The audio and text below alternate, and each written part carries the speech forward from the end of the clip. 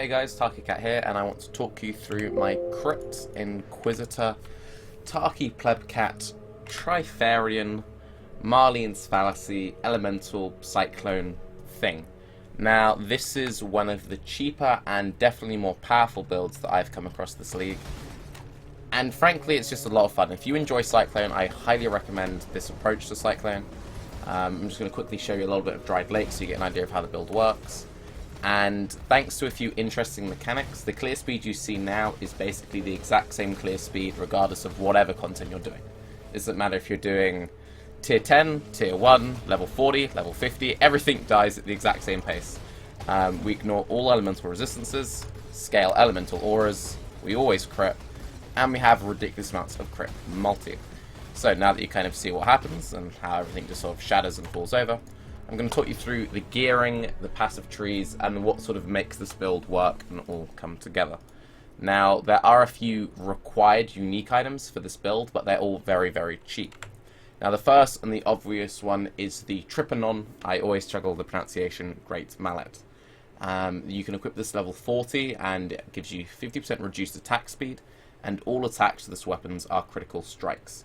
Because all attacks to this weapon are critical strikes, and once again we are an Inquisitor and we have Inevitable Judgment, we always crit and we always ignore all enemy elemental resistances. Most elemental builds really struggle with resists, and so they fall off late game. This build never has that issue. Now, in conjunction with this really powerful weapon, we use Marlene's Fallacy Lapis Amulet. Now, the really important bit is the very obvious 230% to global crit strike multiplier. A perfectly rolled one will give you up to 240. I paid 2 chaos for this. A perfect one would cost maybe 5 chaos currently in Parentis Hardcore. This also gives us culling all of the time, some intellect, some flat accuracy, and some flat evasion, all of which are kind of helpful, but nothing too important. It does say 40% less critical strike chance, but since we always crit, this doesn't matter at all. Now, the combination of this weapon and the Marlene's Fallacy alone is basically all the damage you need, and I've actually just severely cut damage from the tree, and I'm still just doing stupid numbers. I'm currently only level 77, I'm sat on 20k tooltip, and that's without my frenzy charges. With frenzy charges, I'm sat at about 25k tooltip, and that doesn't take into account that my gems aren't leveled up yet. I'm only using a 5-link, and my 5-link is using Fortify, and it doesn't calculate all the elemental resistance and everything like that. So basically, lots and lots of damage. Now, I'm going to bring up the tree. Now, this is what I consider the core tree at 105 points, and I've made it the core tree at 105 because it leaves some points to play around with, so you have more options. You'll see we're at 204% life. You already kind of saw the potential with damage, so we don't really need any more damage. The most important thing is Val Pact, because Reflect can be very scary. With Val Pact, Reflect is far less scarier. I still would not recommend running Reflect maps though, because if you meet a Reflect mob in a Reflect map, bad things may or may not happen to you, so ignore Reflect maps in Hardcore, but other than that you can run basically any map mod that you choose. So, just to start off, we go through the elemental damage, quite obviously, go through the melee damage, pick up AoE, because again, we are using Cyclone. The other alternative, if you don't like Cyclone, is Earthquake. Earthquake will do more damage, you will have slightly faster clear speeds, but then Val Pact will not save you against Reflect. Because of how much global multi we have, if you get a bad Reflect mob with Earthquake, you will die 100% of the time, all of the time. So if you play softcore and you don't like Cyclone, use Earthquake. If you play hardcore, just use Cyclone, you'll be chill. Come down through here, get the elemental, wed, very important, get some nice flat life. Travel through here, start on life wheel, pretty standard. Life and better potions, come through here. It's very important you get this point, even though we have Val Pact, because while we don't make use of the life regen, the +2 to melee weapon and unarmed range is really huge with Cyclone. Cyclone feels very, very small without the +2 range. Come down here, get the leech. Originally I came through this way as I figured mana would be more of an issue than it is, but frankly I'm sustaining absolutely fine with just these 2 points. And having the 2% life is very, very nice, again with Reflect. Pick up the extra frenzy charge, the dual life. come up this way, life, rush through Valpact. These 3 aura nodes we take so that we can run our auras, and our auras are Wrath, Herald of Thunder, Herald of Ice. If you wanted to drop some damage, you could lose one of the 2 heralds and run Arctic Armor, but frankly, I don't think we need Arctic Armor in this build. Get some more life here, and again, more nice life loss recovery. Pick up this jewel, come up, get some nice attack speed, some more life, and some elemental damage. Now, important things to note, both this jewel and this jewel will be static electricity. Static electricity is this jewel right here. It adds 1 to 2 lightning damage to your attacks, just base, and adds 1 maximum lightning per 1 dex in the allocated radius. This gives us a very nice substantial boost to our damage. So this one here gives us 1 to 82 lightning, and if we put one in here, it would give us 1 to 62 lightning.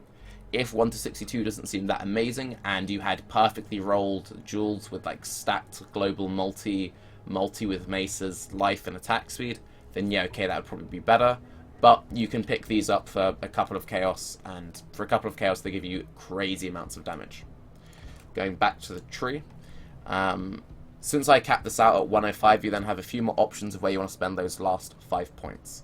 If you want to run with Acro, you can come up this way, pick up some more jewels and more frenzy charges. Personally, I didn't want Acro for this build. I quite like having a decent amount of just armor to begin with. I really like running my super granites. I just like not having Acro for this particular build, but the option is there if you want it. If you feel like you want more life, you can come through attack speed, get life here. If you want just raw damage, you can get attack speed here. If you're running a lightning coil and struggling to resist, you can come up and get these 2 resist nodes and a jewel. You can also come up this way, grab this jewel, and you can also come up here and grab this wheel. Now this is a very, very nice DPS wheel, which I originally planned the build around, but frankly, I do so much damage that I'm one-shotting everything. I don't need more damage. I'm only level 77, I'm running tier 7s, tier 8s, no problem at all. Like, absolutely no problem at all.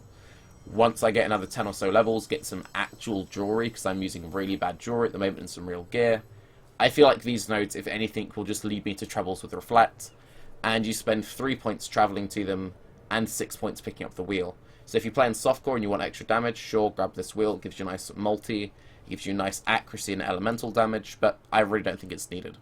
You can also pick up these 2 points. These 2 points are actually surprisingly nice. They give you combined 6% attack speed and 30% accuracy, so that's pretty good. Personally, what I think I'll choose to do is pick up this attack speed here and pick up this endurance charge. When it comes to endurance charges and frenzy charges in this build, the way I currently generate my frenzy charges is through Poacher's Mark. I have both of my heralds with Curse on Hit Poacher's Mark. The reason why I choose Poacher's Mark in particular is I really like flasks. This gives us extra flask generation. It reduces the enemy evasion, which makes it much easier capping out your accuracy. Gives us a little bit of flat life and mana, which is pretty nice. And most importantly, it gives us the chance to get frenzy charges on kill. Because of that, it makes frenzy charges really easy to keep up. It makes our flasks very easy to keep up. Gives us a little bit of flat life and mana sustain, and it helps us with accuracy. So all in all, really good curse. If you managed, and this is a big if you managed to corrupt a Marlene's Fallacy with +1 curses, I would recommend for your second curse that you run Warlord's Mark for easy endurance charges, or alternatively Tempt Chains or Enfeeble. Again, because we are an Inquisitor and because we ignore all elemental existences, we don't need to worry about running the standard Ele weakness conductivity combo, which makes this build really, really tanky. One other thing I will mention is Vessel of Vinctar is an amazing, amazing flask for this build. If you get one with a bunch of flat added lightning damage, it's just brilliant. However, if you are going to use a vessel, you need a way to get rid of the you are shocked during flask effect. If you want to, you can roll a utility flask with shock immune, and you just make sure that you press that at the same time you press the vessel, or you can run a Fairgraves. Now, a lot of people think that running the Fairgraves is kind of troll, but a lot of top players, if they want to use this combination, use the Fairgraves because there's never the chance that you forget to clear your shock. I've run vessels in the past and I've forgotten to clear shock and nearly died because of it. If you want to, you can run the Fairgraves. It does give you some flat elemental damage, so it's not completely useless. It does give you some lightning resistance, which will help you with the lightning core, so that sort of works there. Other items worth mentioning while we're looking at the inventory is the Star Conjurer's Head Silken Hood. One thing which I actually kind of like about this is the reduced damage when on low life. If for some reason you decide not to use Vile Pact or you're doing double reflect, this could maybe save you because it will nerf your damage. But that isn't the main reason. The main reason I like it is it gives you attack speed and it gives you a nice bit of maximum life. The other alternate unique helm is a Devoto's Devotion. Devoto's Devotion gives you a very nice chunk of attack speed, chaos resistance, and movement speed. Movement speed with Cyclone is a very nice combination, but it doesn't give you any life, and that kind of feels bad. Another alternative is the Thunderfist Murder Mitts. One of the things which is particularly interesting about this glove, ignoring the attack speed and the flat lightning damage, is the Socketed Gems are supported by level 18 added lightning damage. Because we always crit, I can use Vengeance, cast on Critical Strike. What you could potentially do is run Vengeance, cast on Critical Strike in these gloves, and then put in 2 skills, which would be linked with added 18 lightning damage. And this would also affect the Vengeance itself, so that could maybe be quite powerful. Under's Class Struck Mitts are just gloves really worth mentioning because both the Trypanon and the Marlene's Fallacy can be equipped at level 40, so for leveling I highly recommend using Ondor's Class. It gives you a bunch of attack speed and a bunch of flat lightning damage. Much the same, Wake of Destruction gives you an absolute boatload of flat lightning damage, which is really nice for leveling, but endgame I'd much rather just run a strong rare. And much the same, Lionized Paw, they give you some movement speed and some flat elemental damage, with some dexterity, which while you don't need dexterity once you've gotten your build fully complete, early on you do struggle with just a little bit. Currently, just so you can have a look at my gear and what sort of stats I recommend, ideally you want to be running a lightning coil in your chest. I'm a bit broke at the moment and I'm just running a carcass jack because I had one, and I'm frankly feeling pretty tanky without the coil. The reason why coil is best in slot is one, lightning coil is just amazing because 30% of all physical damage you take is converted to lightning, making physical way less scary. It also gives you flat lightning and has a nice bit of life on it, so very, very nice. Yes, it does come with the minus 60 lightning res, but considering that I use rares in every other slot except for the amulet, the chest, and the weapon, it's really easy to cap out on resists. For the helm, if you decide to go with a rare, ideally you want one with an open suffix. If you have a rare helm with an open suffix, you can mastercraft weapon elemental damage, which will be a very nice DPS tooltip boost. With rings, it's very important that you get yourself the elemental damage weapons roll. Ideally some attack speed, ideally some flat elemental damage, but you want life. I just picked this ring up for a couple of chaos because it gave me the resist I need, and it gave me a nice chunk of damage. Much the same with this ring. This was another just very cheap ring, which gave me a nice amount of damage because it has attack speed, flat LE, and LE%, and it gave me some resist, but no life. So I'm looking to replace both of these, ideally. Again, with the belt, you want weapon LE as the most important role, then as much life as possible, and just capping out whatever resists here and there. Boots, movement speed is really, really nice. And for the boot enchants, if you can get a flat elemental roll if you've killed recently, that is a very, very nice boost. When it comes to the gloves and the helm enchant, I mean, getting a helm enchant is so tedious. If you get something which either buffs any one of your auras, any of your curses, or Cyclone itself, brilliant. No means necessary though. Again, with the gloves, if you can just get something which gives you a useful proc, anything which is based off your weapon damage will be amazing. Brilliant. Not needed at all. Not in the slightest. One other thing I will highly recommend is good Flask Usage. I run a Granite, a Basalt, and a Stibnite. Obviously, if you're using the Vessel, you need to swap your Flask around a little bit. But definitely make sure you're running at least a Granite and a Basalt together. I love the combination of the three because they give you so much mitigation. It is crazy just how defensive you can become, and if you're not already aware, if you use a Granite, you make sure you roll increased armor on it. That shoots you up to 49%. shoots you up to 69% with these two. Make sure you roll your Basalt so you can get 2 uses out of it. So you either need 20 additional charges or 25% reduced charges used. And it just makes you able to face tank any boss as long as your flasks are up. The Stib Knight is nice because they use very little charges. They blind everything. And I roll my Stib Knights to work like Quicksilvers. Because of the way that Cyclone works, if you move faster, you Cyclone faster. You could alternatively use a Silver Flask, which is the flask which gives you Onslaught, but I prefer the defensive nature of the Stib Knight. So, now that's all sorted, let's go over our links.